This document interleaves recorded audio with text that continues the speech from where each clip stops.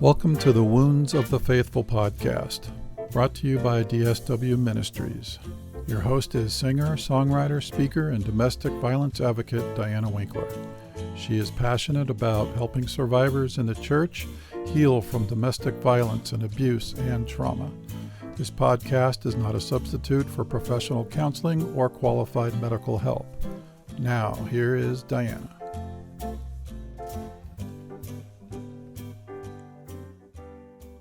Hi, everybody. Welcome back. You made it. You survived Christmas. Glad to have you with us. We have a wonderful show for you today. We have Amy Nordhues on the show to tell her story.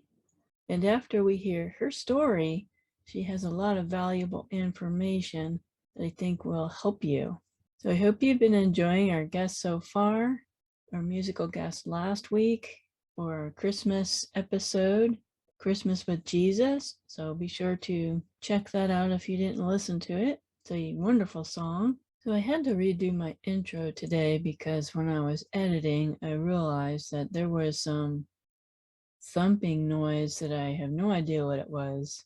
And I found that I could not eliminate it post-production, which I usually can eliminate most noises, but it was just this thumping. I don't know if it was a construction or birds outside or what have you, but redoing my intro here, but I didn't want to reschedule Amy's interview with the noise in the background because she's just amazing. So what I did is I put some soft background music in her interview, just where we're chatting, where we're getting to know each other and talking about some fun stuff. I didn't hear a whole lot of the thumping noises when it got more serious. And then I didn't have background music there, but I thought that the music was less annoying than the incessant thumping noise. So that's why I have that. I normally prefer it to be quiet. So anyway, let me give you Amy's bio here. Amy Nordhues is a survivor of both childhood sexual abuse and sexual abuse as an adult at the hands of a mental health professional. She is a passionate Christ follower and expert on the healing God provides. She has a BA in psychology with minors in sociology and criminology. Her devotions have been published in The Secret Place through Judson Press. Her memoir, Preyed Upon, Breaking Free from Therapist Abuse, won first place Inspire Christian Writers Great Openings Contest for nonfiction. She blogs at amynordhues.com. A married mother of 3 when she isn't spending time with her family, writing, reading, or creating photo books. She can be found laughing at her favorite comedians. So I'd like to give out a trigger warning. We will be talking about abuse by a therapist, sexual abuse, and spiritual abuse. We don't get graphic on her story. Her book goes into a lot more detail, and she has such a powerful story of healing. So without further ado, here is my conversation with Amy Nordhues. So please welcome Amy Nordhues to the show. Thanks so much for coming on today. Thank you for having me. We are going to talk about your book today and your story. But first, I like to open up the show with, some fun things because, I talk about dark topics all the time. So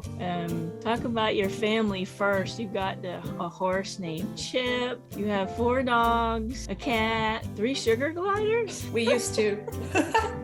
Yeah. This would be all thanks to my lovely oldest daughter, Emily. She is obsessed with animals, and she has a horse named Chip. And they eventually wore me down, she and my husband, to get 1 dog. And then they decided that dog was lonely, and I agreed. So then we had 2 dogs. And then she needed a teacup chihuahua, of course. So we eventually got one of those, and then she needed a dog that she could do tricks with. And I said, well, why can't you do tricks with Maggie, the Chihuahua? And she said, because Mom, she's afraid of the treats and of the clicker. So then introduced a German Shepherd mix and a cat that she brought home from a church youth event that she swore was homeless and needed a home. So yes, we live kind of in a kennel, essentially. A farm. When she was little, she had a ferret which smelled, and we got rid of him. And she did have sugar gliders, which were amazing animals. But when she went away to college, she rehomed them because there's a lot of things involved in taking care of them. So. Wow, and you're in Oklahoma. Yes. What's it like living in Oklahoma? I don't know. It's pretty where we live. A lot of people think it's flat and dusty and barren, but we live in the northeast corner, and it's really green and hilly and quite pretty. Wonderful. Although yesterday it was 73 degrees and today it's like 33. So I don't know if you have those drastic temperature changes like we do, but it's insane. Not usually here in Phoenix, but That's true. right now Yeah. it's 70 degrees outside. They always say here, if you don't like the weather, wait 5 minutes because it's really that volatile. Oh, and you're married to Barry, your husband, and your 3 kids. Now, I see on your website that you love to watch comedians. Who's your favorite comedian? I have to know. Oh, Sebastian Maniscalco is by far my favorite. He's I wonderful. don't know him. I don't know him at all. Oh my gosh, you've got to check him out. He's got the New York accent and the Italian, dramatic, passionate parents' upbringing. He's really funny. I will definitely check him out. Me and my husband love to watch different comedians. We like Jim Gaffigan a lot. Yeah, and I haven't gotten into him so much, and I'm not sure why, because my friends rave about him. I like Brian Regan. He's also very clean. Yes. And Nate Bargatze is kind of dry, but I love him too. And there's others. I just love comedy. Yeah, like let's see, Louis Anderson is so funny, and John Panette's no longer with us, and I'm kind of old school on a lot of the comedians. Yeah, I'm definitely going to check him out. So we're going to jump into your story, but first, a little bit of background here to get us into the context. Set the scene for us. Were you raised in a Christian home? Yes, I was raised Catholic, and my mom did a really good job of teaching us about God and that God existed and about Jesus. And, we were always in church on Sunday. So yeah, I definitely grew up in a Christian home. Always believed that there was a God. What was your relationship with God like on a personal level? Yeah, I didn't really know how to relate to him on a personal level. I wanted to, but I felt like there was a flaw in me that I couldn't do it. He felt very formal and far away. And I feel like as I got older, that the relationship was really more based on fear and guilt than an actual, give and take relationship. I just felt like I'm a terrible person if I don't go to church on Sunday and wanted desperately to go to heaven. And I can remember being a young child and fearing that my entire family would go to heaven and I would go to hell. So I don't know where I developed all of these things, but I definitely had like an anxiety. Like I hope I'm on the good side. I hope he's proud of me. But as I got older and life was hard and unfair, I ended up building up a lot of resentment towards him because I thought, I don't know that I agree with this system of yours. Like, I didn't really ask to be here, and I'm supposed to be really grateful all the time. I didn't think he could answer me. And I felt like I just had the Bible and that was it. And it was kind of like, good luck understanding that. And I prayed, but I didn't understand until much, much later in my life that God could even respond. I thought it was more, thinking out loud, and he could hear everything that you said, but it was like you had to wait to get to heaven to get an answer. And the older I got, the more angry that made me and the more discouraged that made me.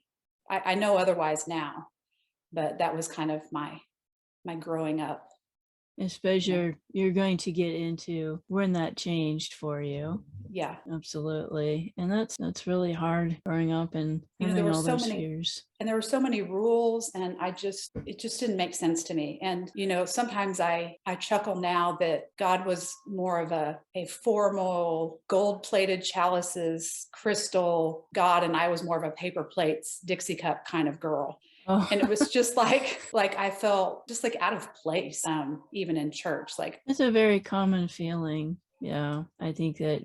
I apologize. There is a weather siren going off here. Oh, is that what that noise is? That's what that noise is. So hopefully it'll pass. Very good. So you've had more of your fair share of abuse, which we're going to hear about from teachers, coaches, priests, and then your therapist. So share with us what you're comfortable with about your childhood sexual abuse that you experienced. Yeah, I was really young, around 3, and it was a family friend. It was at nighttime, and that began my longstanding fear of the dark and fear of nighttime that I didn't get over until I was in my mid-30s. And it just sort of, I heard another one of your guests say it's like abuse changes your DNA and kind of changes your blueprint. And it definitely puts you on a different trajectory and sort of gives you a new set of beliefs about yourself. Just that, you're not worth as much as a regular person. Your body's not your own. You don't have the same rights as a regular person. And, one of the worst ones is this wouldn't have happened to you if there wasn't something seriously flawed in you. And so that kind of puts a target on your back, and kind of, that's why I feel like I got taken advantage of many more times. When I was 12, I was taken advantage of by our priest, as was one of my sisters. And, that was really hard because, he's a representative of God, obviously, and like a father figure. And that made attending church even harder for me. And the idea of calling a priest father was really hard for me. Oh, yeah. And then, as you mentioned, it was, an incident with a swim coach and friend, a massage therapist, a physician. And those were all kind of one-time incidences, but they just heap on the shame, heap on the guilt, heap on the self-hatred, the belief that something's not right with you. And then lastly, this therapist and church elder when I was 40 was the last abuser. Boy, that is just horrible. I'm so sorry that you had to go through all of that. It's horrible just to go through one abuser, but all of those right after the other. I think you mentioned in your book that you developed eating disorders and depression. Is that right? Yeah, I remember depression starting for me around the age of 12. And really, I didn't shake it until recent years, and anxiety. And then I think I was maybe around 15, I developed an eating disorder, and that drug on for, I don't know, maybe 4 years before I got treatment for it. I think that was about trying to grasp at some sort of control over something. So that I could feel like I'm not just adrift in the sea being thrown around and being, I don't know the words that I was trying to say, but just that it was something that was mine and that I could be in charge of, which is something that's taken away from you when you're molested. Oh, big time. Big time. Now, down the road, you decided to get therapy. What brought you to that decision? You mean the more recent episode? Is that what you're referring to? When you first started to see this particular therapist? Yes. Long-standing depression, anxiety, just issues that I wanted to work on in my marriage. My marriage was very broken.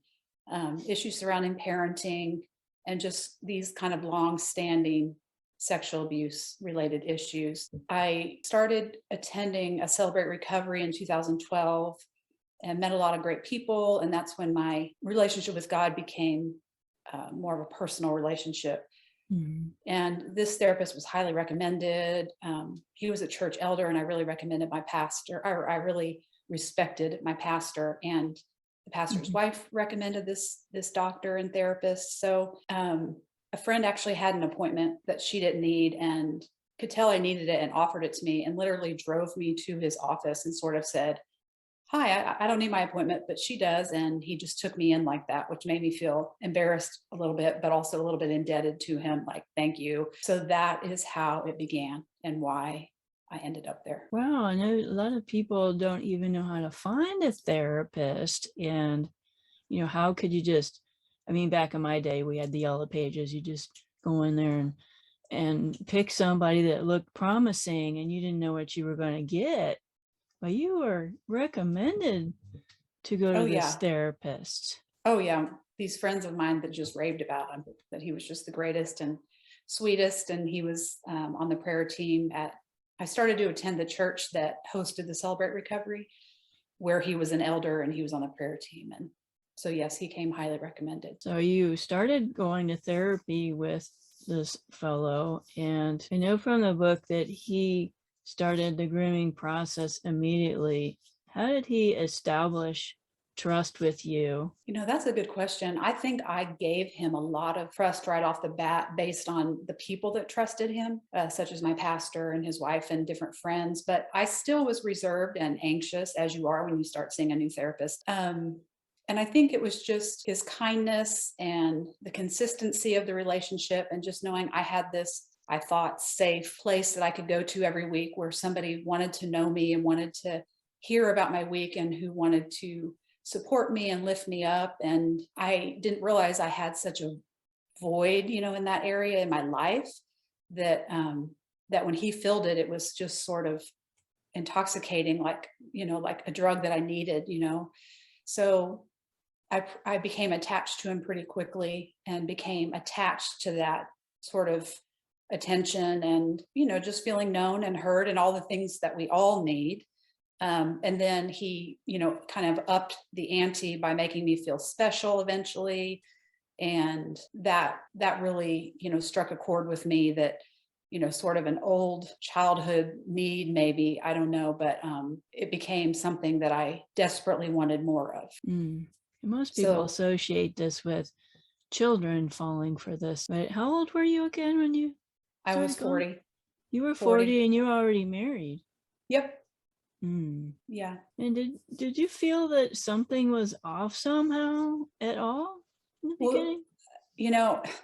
It was kind of a good cover because he was such a weird individual, so odd and quirky and goofy, not what you would expect from a 65-year-old physician, that it was sort of off-putting and it kind of threw you off. You felt like he was weird, but then it kind of was sweet and endearing. And so we kind of got over that initial hump and that initial awkwardness. And then, things that I thought were odd kind of became sweet or cute. And I didn't really notice a huge red flag until, I started seeing him, I think in April until December. And that was when he offered me a shoulder rub or a foot rub for Christmas. And that definitely made me uncomfortable. Now, starting on day one, I realized in retrospect, he had started the grooming right away. And yes, there were little things that would maybe make me feel embarrassed, but then I would think I was just being oversensitive. Like from day one, he would get a blanket out of his cupboard and look at my clothing, what I was wearing, and try to find one that matched what I was wearing in a kind of a silly, playful way, and then come over and cover me up with it. Well, was that uncomfortable? Yes. Did I think he was seducing and manipulating me? No. I just thought it was his goofy self trying to maybe put me at ease, or by just being kind of playful. Oh, yeah. Does that make sense? Kind of grandfatherly to me, and he's trying to comfort me with a blanket. Yes. And I wouldn't have thought anything of somebody offering me a blanket. Right. Because when you think about the age difference, it kind of makes you look at things differently. It's not like this was someone my age. That would come into my personal space that way. But for him, it was like, well, it's just him. He's just being silly or trying to make me feel more comfortable in an uncomfortable situation, which is therapy. I used a lot of tricks that and, predators use. Yeah. And, when you don't understand, first of all, I've never encountered a sociopath that I know of in my life. I have never been groomed for sexual abuse. I have never been in a relationship where there was a long-standing, methodical, insidious, trickery going on. I've never encountered that in my life. I've read about it, but it's not like they do too much at once. There's one little thing and you kind of excuse it or blow it off, or minimize it. And then a little down the road, there's another one, but you don't understand that they're linked. I didn't understand until I completely got away from him, and I saw him for a year and a half. And I can remember telling attorneys, well, the first red flag was in December, and they were like, no, the first red flag was on day one. And I started connecting the dots and thinking, oh my gosh, was I groomed? I think I was. And then that's when I saw the whole picture. I did not see it. You don't see it when you're in it. No. And people on the outside don't understand that at all. And when you don't think like a sociopath, which I've said before, that's a very good thing. Does it make you a little naive? Yes. But in my mind, it was more likely that I was misunderstanding something he did or said than the fact he was an evil predator who was trying to take advantage of me. So, my personality being sensitive and empathetic, I would always give someone the benefit of the doubt and assume I'm not, that I misread it or something. Yeah, my viewers and listeners know that I was groomed by a guidance counselor in the 7th grade and got as far as touching me, but I was able to escape before I got any further. I had no idea that I was being groomed because, he was a Christian and he was really nice and listened to me. And the same thing that you saw after you're out of it, you look back and you're like, oh, he had me sit in a beanbag chair. He had his hands on my knees because he was, setting me up and seeing what I would do. And it's scary to look back and see all that. One thing that I noticed about some things that he would say to you that really made me angry is that he used the Holy Spirit against you. He would talk about this is the Holy Spirit. That just made me sick. I agree. When I was a new believer, I was always a Christian, but I called myself a new believer because God had come alive to me and was personal to me and it was meaningful to me. And so that kind of set me up for being vulnerable to somebody that was a Christian elder and a Bible, I say scholar. I don't know if he was necessarily a scholar, but he knew more than I did. So the spiritual world was kind of something new to me, and it was kind of coming alive to me as being much more prevalent than I realized and much more real than I realized. So when he said the Holy Spirit, was guiding him, I thought that was a great thing, that I was in good hands. And it makes me sick now to think about how many times he said he was representing Jesus in my life or standing in for Jesus. How he can do that and start sessions in prayer while seeing people as complete objects or trash is beyond me. I think only a sociopath has that ability. And I'm glad that I can't relate, because I absolutely can't relate. I think that's the highest form of abuse, is spiritual abuse, because you're actually, when you're abused, your viewpoint of God has changed or it's damaged. So on top of all the other abuses, that is just the cherry on top too. I agree with you. Ugh. And it robs people, not only are they abused, then they're robbed of maybe the one source of hope that they have or would have had if they give up and turn their back on God. So it's just, like you said, the worst thing you can do to another human being. Now, when was the day that you noticed that a huge red flag, the line was definitely crossed, there's no doubt about it, and now you're panicking? That was a year and a month after I started seeing him. He had already weaseled his way to be sitting closer to me. And so we were sitting next to each other in kind of an oversized chair. And all of the therapy was involved prayer and praying, inviting Jesus into broken places and praying away any evil spirits that were there. And so he was doing a prayer like that. And I was more emotional than I had been before. And I kind of realized when the prayer was over that he had more pulled me onto his lap a little bit more than beside me. And before I could even really register anything, he assaulted me. And there was no confusion on my part. I knew it was wrong. I just started crying and saying, I can't survive this. I won't survive this. I don't want to survive this. I can't believe you would do this to me. I thought he was like sent to me like a gift from God to help me heal from all the, males in my life that took advantage of me. And I just didn't know how I would get over it. That was when a line was drawn. And And I left that day just not even knowing how I was going to keep functioning. And sadly, he had isolated me from everyone, from my friends. And I felt like I wanted to tell my husband so badly, but I was so afraid and I had so much guilt and shame about it that I thought if I told him what happened, rather than just hearing me and being angry like he probably would have been, he would have, in my uh, victim mind, thought he's going to say, well, wait a minute, no. So why was he sitting next to you again? Oh, well, that was my neediness and my defectiveness that I wanted him to sit by me, and it just everything I said seemed to stem back to, you're flawed. It's somehow about you. And so I reached out to a close friend of mine and told her what happened. And she said, well, maybe he was just trying to teach you to stick up for yourself, since you were abused as a child and all. And in that moment, What? I know. In that moment, I knew, well, I'm all alone.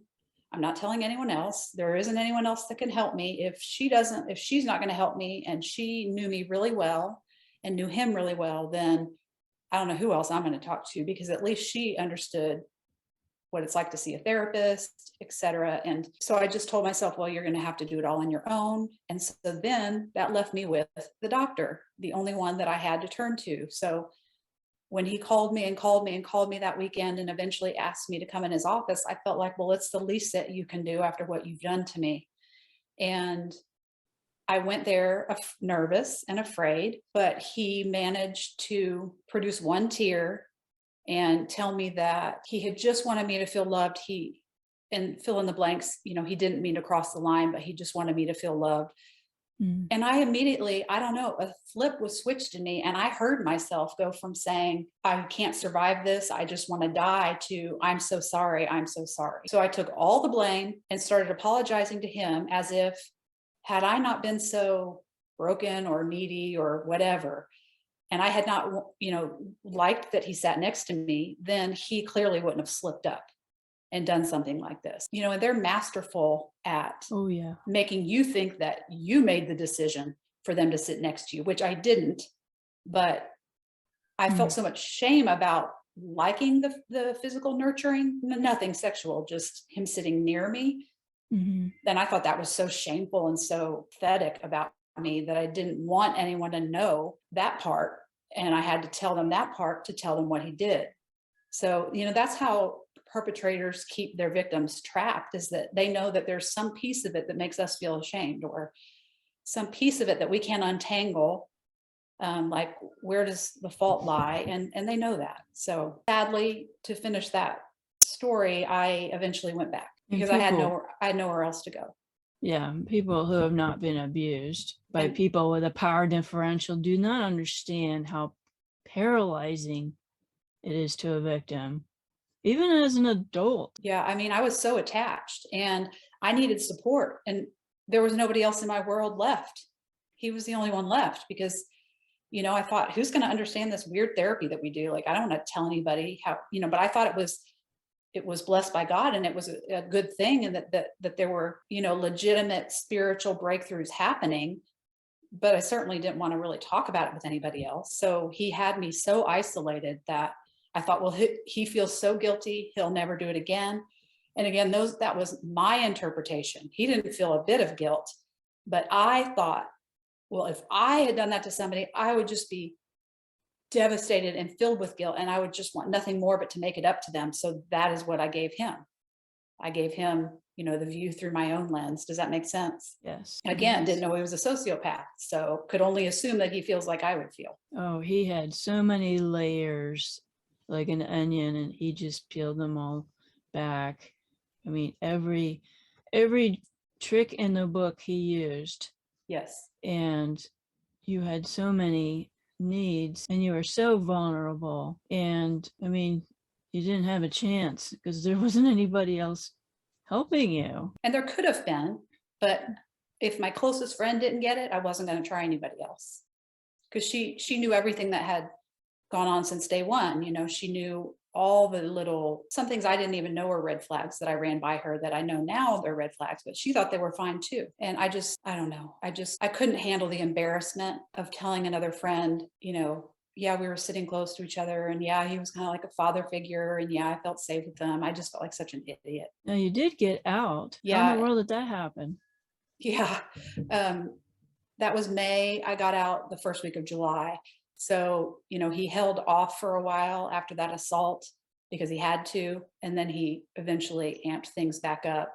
He started hinting at sexual things, and I was horrified because I already thought the emotional intimacy might be inappropriate, meaning, and it was not on my end. I saw him as a father figure, but he started telling me, he loved me and nobody could love me as much as he does. And, he'd marry me if he could. And I knew all that was wrong. So I was desperately trying to get out. And I was just praying day and night, God, if you just give me a little bit more time, I can fix this. Like, I don't know what he's doing, why he's going off on this tangent. Because again, I didn't realize we had been on this path for a year and a half. I thought it had just sort of started in the last month or so. And I thought, he's confused. I don't know, there's some issue there, something weird with his mom, but I'll fix it so I can have my safe place back. So just give me a little bit of time. And of course, God kept, reaching out to me in various ways, trying to throw me a lifeline. And so I was kind of already in that mode, but I was so attached for whatever reason. There are reasons, but I won't get into them. Just so many ways that he had his hooks in me that I couldn't leave. Like, he had told me it would kill him if I ever left. It would devastate him. And I felt like, well, now after all he's done for me, I can't just abandon him. And he told me how broken he was and about his childhood and his marriage and how he always felt alone and different and never had any friends. And how his dad was abusive, which I think is a flat out lie, but anything that could provoke sympathy from me or empathy from me. He had stopped charging me, so I felt guilty about that. So there were a lot of reasons it was hard to leave. And I desperately wanted to get out on my own without anyone in the whole entire universe ever knowing. And I couldn't do it. And so as I got deeper and deeper into this and was panicking more and more, it was like, oh my gosh, I've got to get out, but I can't get out. So I eventually reached out to my close friend again, who was the pastor's wife. And I told her everything. And then her husband walked through the room, my pastor, and I told him everything. And he said, what do you need? And I said, I just need help getting out. If you could just sit with me for my sessions were 3 hours long at this time. If you could just sit with me for a 3-hour session, I know I cannot go back. But if I don't have someone with me, he's gonna weasel his way back in. He'll cry, he calls me, he'll make me feel guilty, and I know I'll cave. So that's what I did. I sat with them for 3 hours, and true to form, the doctor called 9 times in the first 2 hours, and I would just cry and listen to the voicemails, and I felt almost like caving. Eventually I started feeling guilty again, and how can I turn him in after all he had done for me that was good? Just thought at the end it was bad. And but I had that support there to obviously say absolutely not. And when that session was up, I felt that the tie, at least one tie, had been severed, and I knew that I was free and I wouldn't have to go back.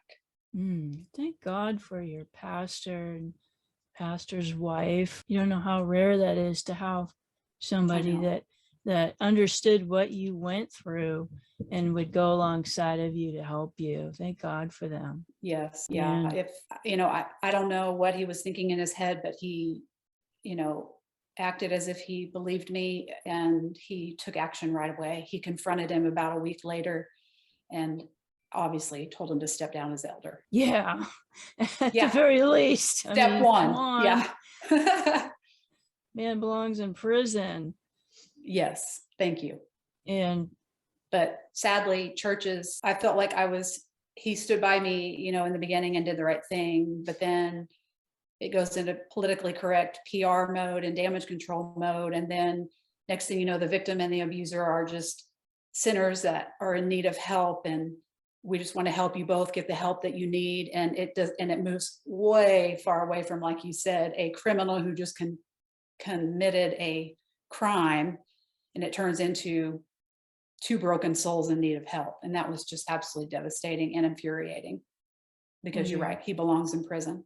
Now your legal team decided it was best for you not to go through a trial, and I don't know, maybe that it may have been the best choice for your situation. Why is that? Therapist sex with a client is only illegal in half of our state. So when I turned to an attorney for advice who is a specialist in this area of therapist abuse and clergy abuse, she advised me that it would be brutal for myself and my family to go through a criminal trial, and that the doctor would likely walk because it's not illegal here. And so I settled for the medical board, and the medical board allowed him to surrender his license. And then I pursued a malpractice civil suit because those were the only two options available to me for justice. That is something. It's something. And it was healing to at least do something. At least he's not out there doing this to somebody else. Hopefully not. Hopefully not. Cannot practice as a psychiatrist in this state. That's at least a blessing. And I got to talk to another victim who was still seeing him at the time, and it was a real blessing when she thanked me for helping her get away from him. And wow. I remember saying, well, when did you leave? And she said, I didn't. She got away because I turned him in and they took his license and he pretended to retire. That is what freed her from the bondage she was in with him as well. Wow. And hers was much longer than mine, and I really feel for her. I'm glad that she got out. Yeah. Now I wanted to circle back to your husband, and you said you were afraid to tell him. And reading your book, he sounds like a wonderful man, and he was so protective of you in the aftermath. He was. It was a rocky road to get there. Okay. When I first told him, and I told him everything, every detail, because that's just who I am, and I'm very honest, and I just wanted him to know every single thing. I was later advised by a psychologist who is often a court witness for therapist clergy abuse, an expert witness, and it was really healing when he asked me, have you told your husband? And I said, yes. He said, what, did you tell him everything? I said, yes. He said, well, that's a shame, because the first thing I do when I sit down with couples in this situation is inform the spouse that your wife was a victim of a crime, and victims of crimes don't owe explanations to anyone. But obviously, for the sake of my marriage, I wanted my husband to know everything. And he initially interpreted it as a mutual affair, as I feared that he would. And it was like my worst nightmare coming true. So now I've already lost, the betrayal and the devastation from what was done to me. And then I had to witness right in front of me. Now my biggest fear coming through is now I'm going to lose my marriage and my family. I already had to lose my church, my friends, everything. And so it was an awful thing to go through. And I knew he needed the time to process. I knew if I was confused that it was going to be hard for him, but it was very painful to go through. I gave him that time and that space. And I can remember telling him, I understand that you're going to need time to process your emotions over this, but I cannot be the one you process with, because I am dying and barely keeping my head above water myself. Mm-hmm. I can't be like your source of support for this. And anyway, fast forward, he figured out pretty quickly that, none of that was in my character, and that he knew I was looking for, that I would have been drawn in by the idea of a loving, safe father figure. And, he'd have to speak to his healing process, but he got to the place where he knew that wasn't something that I would have ever wanted. Mm-hmm. Especially when he really thought through the sordid details of it all. It was humiliating and shameful, and there was nothing loving about it. I felt, really more like a prostitute and used. And so he saw that in time, and then he was extremely supportive. And, like I said, he came home when the medical board came to interview me. We went to that meeting together, and, it was horrible. But the cool thing is that God sort of destroyed, our marriage so that he could rebuild it into something much stronger and much more amazing than it ever was before. We didn't really grow up with role models of doing, loving intimacy, loving closeness, emotional mm-hmm. connection. And we have that now. I wouldn't recommend anybody to go through the situation, but God definitely can bring amazing things out of these kind of traumas. And my marriage was the best one. Well, I'm glad you told that part of your story, because it's really hard for those around us that love us to hear those stories. My husband knows that I've been abused by a couple people. I made the choice not to tell him every single detail because I knew that he wouldn't want to hear some of those details. And he told me he does not want to hear every little detail. He knows bits and pieces. He knows what he needs to know. He's very supportive. But I guess your poor husband was, hit over the head with a 2x4, and it's really hard for them to process their grief, and they need help, sorting through all that stuff. But I'm glad he came out on the other side. I'm really glad. I found a website called T.E.L.L, Therapy, Exploitation Link Line, and they just deal with victims of therapist and clergy abuse, most of them adults, I think. And they have some good articles on there about spouses as secondary victims. And, even though it was hurtful at first for my husband to react that way, I think he and I both realized pretty quick that, I was the primary victim, but there are secondary victims, and my children were included in that. And it did so much damage to my marriage and my family, which just absolutely enrages me, which is one of the reasons I wanted to speak out and fight back, because, there's more than just me that was hurt. And, there's people and I don't care about the sociopath, but there's people in his world that he hurt, and there's friends that he groomed, and people all around him he had to groom to have this little, setup that he did, taking advantage of clients. And so, it's devastating all around. What's the name of that website? I want to make sure that our listeners can access that. It's T.E.L.L, which is an acronym for Therapy, Exploitation, Link Line. I Googled therapist abuse, and it was one of the things that popped up. If you email them, there's like a host of survivors that will email you back. Victims are also welcome to email me through my website, and I will always reach out, respond to anyone who reaches out to me. But T.E.L.L is a good resource. I will definitely make sure that it's in the show notes. We want to go over, for the listeners, what are the warning signs that a therapist, a priest, a coach is trying to groom you in order to take advantage of you? I mean, what's the line between being professional and being kind? And then there's the grooming. And you mentioned some of them already, but maybe make a quick little list. Yeah, and it's hard to answer that because they'll each look a little bit different depending on, whether we're referring to a therapist or a coach. But there will always be someone who is, I shouldn't say always, they will typically be someone that's well-liked, well-loved in the community. They have to groom all of those around them before they can do things like this. As far as with children, when I was reading the Devil Inside book, he talks a lot about how, they will have, they'll be more interested in kids than your average person. They will pay more attention to them, and there will be a lot more physical touch and interaction with them. Just speaking to the adult therapist abuse, a therapist will not cross boundaries such as, touching clients. They won't cover you up with a blanket. They may shake your hand, and they may ask you if you want to hug when you leave. That's it. There won't be anything else. There won't be any sitting close, any hand holding, any physical nurturing at all. If a therapist, an ethical therapist will teach you how to take care of yourself. They will never try to step into the caretaker role. They should never be playing mom or dad or savior.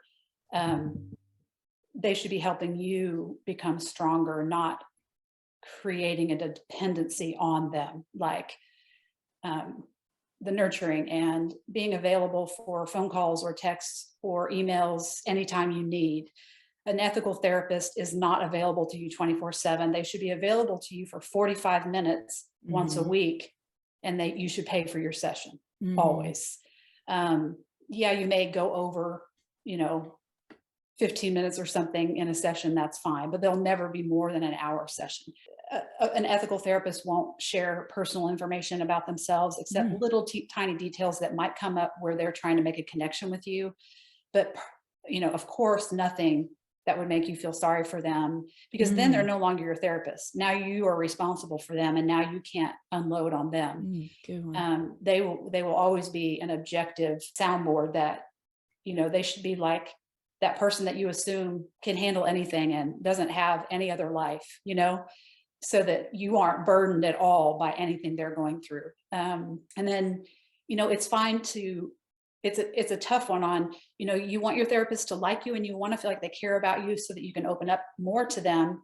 And so it's okay that they care about you, but they should never make you feel like you are special, more special than their other clients, receive privileges that the other clients don't. Those things are all dangerous. So there's definitely a detachment. They shouldn't be like crying No, or anything like that. No, and it's fine if they tear up and show some compassion and empathy. You want that, but they should not then be the one that you're comforting. You should never be worrying about their feelings or what's going on with them. They should share nothing with you that,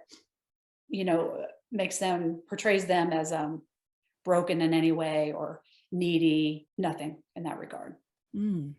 Really good list there. Very definitive list that will help a lot of people to see the difference between, my therapist is being friendly and kind, but not crossing the line. Yeah. And there's the type of abuse I had, which was more of a straightforward sexual abuse. But then I'm hearing from so many victims of therapist abuse, these situations where the therapist wants to step in as the hero and the savior and, here, let me comfort you, and here, and let me rub your hair and hold your hand, and I'll love you. You deserve so much love, and I'll give you all the love you never got. And that is absolutely abusive. They cannot maintain that stance, for one.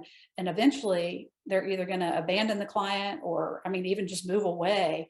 That level of intensity cannot be maintained. And then the client is left just absolutely devastated in the fetal position. Like, I don't know how to function now, because they've been my lifeline. They've been everything for me. And so it's hard for some of them to see, well, my therapist is just really loving. It's just the only thing that changed is that now she, can only see me now once a week and only for 1 hour. And now she, she said, we can't do that anymore. She can't hold my hand or comfort me or cuddle me. I try to tell them, no, that was never loving in the beginning. Fostering your dependency on them so that you're devastated when that ends or lessens is absolutely abusive. There is nothing loving about it. It's self-centered on the therapist's part. Their desire to feel needed or wanted, I'm not really sure. And we definitely want to talk about your healing after all this mess. How in the world can you heal from something like that? And are you now afraid of therapists? That's the question I want answered. Yeah. Leery, but not afraid. I reached out to a therapist after my abuse. I didn't want to, but I realized that it was just, my emotion was way more than any friends could handle. And I did a year of EMDR therapy with her, and it was helpful. And it was good to go to someone who, I just went and I did the therapy and I paid and I left. There was no relationship there. I don't know if I liked her. I don't know if she liked me. It didn't matter. And that was really nice. Now, if you read the book, you'll know that relationship ended badly. But even then, I'm not soured on the idea of all therapists. Years later, when the abuse started to take a toll on my marriage and my family, I sought out a therapist here in town, and he was a male even. And he was very ethical and helped me, when my life was falling apart. Do I want to go see a therapist anymore in my life? No, not really. But it isn't because I am afraid or because I don't see value in it. And then tell me, what was the first part of the question? Oh, the healing. What tools did you use to facilitate your healing? Without a therapist. Yeah, the EMDR helped, but I really think my faith was what helped the most. And when I say that, I didn't want to lose the close connection that I now had formed with God. And I didn't want to let this abuse and this trauma throw me back into that lonely place of bitterness and shutting everyone out and hating the world and, not getting close to anyone and not taking any risk. I just didn't want to go back to that place. And so that was one piece of it. And then, I I worked on forgiving my abuser just for the same reason. I didn't want him to have any of my energy at all. And that was a process to go through, but I feel like God helped me do that. And then the last piece for me was addressing the lies that I was believing about myself that kind of set me up to be abused, just the low self-esteem and the self-hatred, and the fact that what I did was too disgusting and too horrible to be forgiven. Even though I knew it wasn't my fault, and even though I knew I didn't want anything that happened, the fact that it happened at all made me feel guilty and ashamed. And the fact that I couldn't leave sooner made me hate myself. And so I guess because I like to write, I wrote love letters to myself from God and just sort of spoke his truths into me over and over and over. And I would combat, his truths with, but look what I did and look what I allowed. And then I would come back with what he would say. And I did that in the form of poetry. And one of my poems is in the book. And that was the most healing tool that I used. And, even if you don't write, you can find a scripture or two that speaks to God's love for you, that you're his perfect creation. And just every time you have those negative thoughts or feelings of shame creep back in, you can just blast them with that scripture just over and over and over. And it's okay if you don't even believe it at first. It's okay if you still think that you're a terrible human being, but do it. And over time, it does sink in. And in time, I could see a shift, and I could see and feel the self-hatred lifting. And, in the book, I kind of come up with a new set of rules based on who God says that I am. And that was extremely healing and cool to see that transformation happening. Wow. Amen. And I hate to not mention at the very beginning, needing to reach out to somebody who could relate. In the very beginning, when you get out of abuse, it's survival mode only. You're not thinking about forgiveness or even maybe God or combating these faulty beliefs. That was all down the road. In the beginning, all I wanted to know was it my fault? And am I the only one on the planet this happened to? Yep. And so reaching out to T.E.L.L or other, or people can reach out to me. That's all you need to know in the beginning. And you're just really trying to keep your head above water in those early days. And you need to be told as many times as you need to hear it, for as long as you need to hear it, that you're not alone and it was not your fault. So I just didn't want to not mention that, because the things I was talking about are much more down the road, and it would sound overwhelming to somebody that's in the early stages. This is definitely a journey or healing journey. We're never going to be 100% healed this side of eternity, but it is a journey. And sometimes we one step forward, two steps back, but we keep moving forward. And you offered some tools that I didn't know about. I mean, that's brilliant. Writing letters to yourself from God. That's amazing. And poetry, we've had some poets on the show before. Poetry is a wonderful form of expression. I'm a singer-songwriter, and when I left my abuser, I used the music as a healing tool, and I wrote songs about what I went through and others. So I always like to hear all the tools out there. Not everybody is the same. Something that may help me may not help somebody else, but they may relate to what you just said in your journey. Got to meet another author and survivor, and they use painting. Painting, yes. And I know several victims who are artists, and they express their pain in their drawings or their paintings, which is really cool because I can't draw anything. And I cannot sing either. So it's a good thing I can write poetry.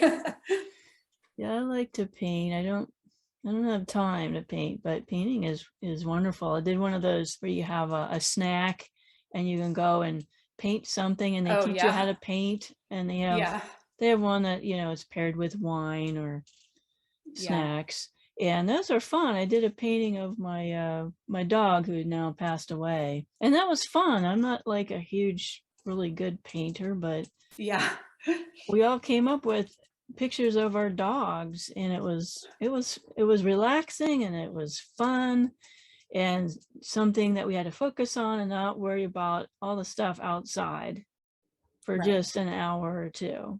Right. So absolutely. I also feel like another tool for healing that some victims want to do and some don't is coming forward. It can be devastating to come forward. You can be not believed, mocked. Even, just the feeling of the stares and the gossip mill that I had to experience is very hard, but Mm-hmm. speaking out and speaking up and defending myself for the first time in my life was hugely healing. That's something else that people need to weigh carefully, because it is a very stressful and grueling and sometimes painful experience to go through a civil suit or a medical board hearing. So you have to be in a place that you have support or know that it's not going to be easy. I definitely want to point out that the longer that you wait to come forward, I mean, at least pick somebody. If there is evidence that, that you would need if you ever did decide to come forward publicly, it's a lot harder to get that evidence years later. So I always encourage folks, if you can possibly find somebody, one person to tell, or create a journal or a log of everything, people you talk to, details, put together a diary, so you at least have something if you were to ever come forward. That's good advice. I wrote down everything. I wanted to remember everything in case I needed it for something. And that was what allowed me also to write a book later. But I also had evidence, like physical evidence, that I wanted out of my house because I didn't want anything that reminded me of my abuser to be in my home. And so I put those things in the safe deposit box in case I ever needed them, in case my civil suit went to trial, which it did not go to trial, luckily. But that's what I did for all that stuff. And I had journals and I put those in there too. And then when it was over, I destroyed all that stuff or got rid of it. Excellent. That's a very good tip. Put it away somewhere. Now, what advice would you give to listeners who realize they're being abused by someone that they put their trust in a position of power? What would you advise them to do right now? Well, and this might sound simplistic, but they need to find someone and they need to tell, because that is a really hard first step, because you feel like you're telling. I felt like I was telling on myself. I felt like, well, they're just going to be so horrified when they hear all these details and what I allowed. So you have to set your pride and your shame aside and just tell someone, give someone the chance to believe you first. I wasn't believed the first person I told, and that's happened to me before in my life. And then I shut down and became even more depressed, and I stayed longer in the abusive situation. So I always tell people, you have to keep telling, because you may tell someone that isn't able to hear it, or they're a victim themselves and they don't see the signs just as you didn't. Or in my case, telling the pastor's wife, it wasn't super convenient for her to bring this to light when he was a member of the church elder board. So you may tell someone that it's going to cause them a lot of grief and heartache to deal with it. So they may not want to deal with it. And don't let that stop you from trying and giving up. Keep going until you're heard. Find an organization that deals with this and get the support you need, and just stay with that for a while. That's all you need in the beginning. And as far as civil suits and medical boards, there's time for that. With a civil suit, or even criminal, if that is something that someone wants to pursue. But with the lawsuit, be very careful who you reach out to as an attorney. If they are not trained in clergy or therapist abuse of adults, you're going to be hurt. And I was hurt by 2 attorneys that were very insensitive and didn't understand it and said, well, why didn't you leave?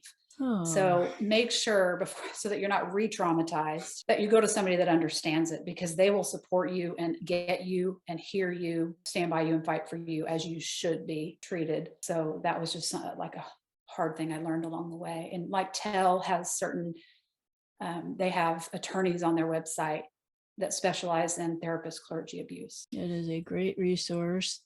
And my listeners know that I'm a part of Mending the Soul healing groups. Those are free. I'm a facilitator. I've been a facilitator for 6 years. And whether or not you want to go public with your story, folks know that they can join one of these healing groups with other survivors and facilitators that understand what you've gone through and can help you process your trauma. So There's even there's a Facebook group that I'm a co-admin of called Clergy or Therapist Abuse. Just going in a group like that can help you just relate with other survivors and know you're not alone. Yeah, my personal experience with Facebook groups is a negative one. Oh yeah, that can be dangerous. Yeah, there still are some people on there that don't understand or give bad abuse advice or triggering. So be careful with those Facebook groups. I would probably find a more private group to talk about that is completely confidential. That's the thing with Mending the Soul, is it's completely confidential. Nobody can talk about what goes on in that group and what is said. Facebook is just, or any other social media, can be really damaging if. And Mending the Soul, how do people find that? Well, it's mendingthesoul.org. Their website is on there. You can find a group in your area, and I even do groups on Zoom. Is that something you founded? No, I did not found it. It was founded by a ethics and theology professor here in Arizona, and his wife is a trauma counselor. And they started Mending the Soul because as a result of abuse in their own family they had to deal with, and they developed the curriculum for sex trafficked victims, for teenagers. We have Native American, they go to Africa at least once a year into places like the Congo, and they help people deal from extreme trauma, horrible trauma. I mean, the Congo is the rape capital of the world. And I've had Stephen Tracy on the show before, and Mending the Soul goes all over the world. So anywhere in the world you can find a group. Are the groups virtual or are they in person? Some are in person. I have facilitated groups at my church, but when the pandemic started, I had to switch to a Zoom group. So, and I've been able to help people all over the world that I wouldn't normally be able to help. I will add them to my website for sure. Oh, my resources. Yeah, that would be a great resource for you. And I am so passionate about Mending the Soul because I have seen the difference they've made. And again, it's free for those who want to participate. And so definitely go on that website to get more information. There's lots of free resources on there. There's also SNAP, which is Survivors Network for those abused by priests, and they don't just do Catholic abuse, they do clergy abuse in general, and they have groups all over the country as well. They used to be in person until COVID, now they're virtual, but I was told that they are trying to branch out into more like institutional abuse, coaches, therapists, teachers, things like that. So that's another. So needed. Yes. Free resources are so needed as well. Not everybody can afford to pay a professional therapist. Right. There's also Celebrate Recovery. Celebrate Recovery. Yes. I went to a church that did that. It's for life's hurts, hangups, and habits. So you don't have to have an addiction. That's another resource. Yeah, I really like Celebrate Recovery. Great resource. And we don't want to forget about your book and how people can get a hold of your book, because we left a lot of stuff out of your story because of time constraints. But you really need to go and get Amy's book. It's really easy to read it. It's the subject matter is difficult, but it's so very helpful and powerful, and I think everybody should read it. Thank you. Yeah, you can go to my website, which is www.amynordhues.com, which is AMYNORDHUES as in Sam, and you can sign up to follow me and my blog there, and you can buy my paperback book online, and then you can find my paperback or ebook on Amazon and wherever books are sold.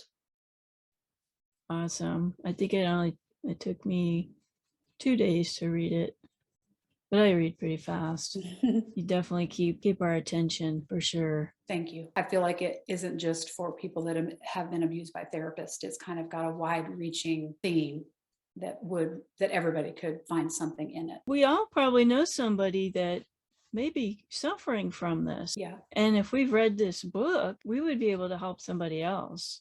Hey, I read this book from Amy Nordhues, and there's some red flags going on here, and let me help you. Yeah. Let me get you some help. So absolutely. I am so grateful that you came on the show today. Thank you so much for your time and for telling your story. I know it's not easy. Yeah. It isn't, but it's so powerful and you're going to help so many people. God bless you. Thank you. Thank you for listening to the Wounds of the Faithful podcast. If this episode has been helpful to you, please hit the subscribe button and tell a friend. You can connect with us at dswministries.org, where you'll find our blog along with our Facebook, Twitter, and our YouTube channel links. Hope to see you next week.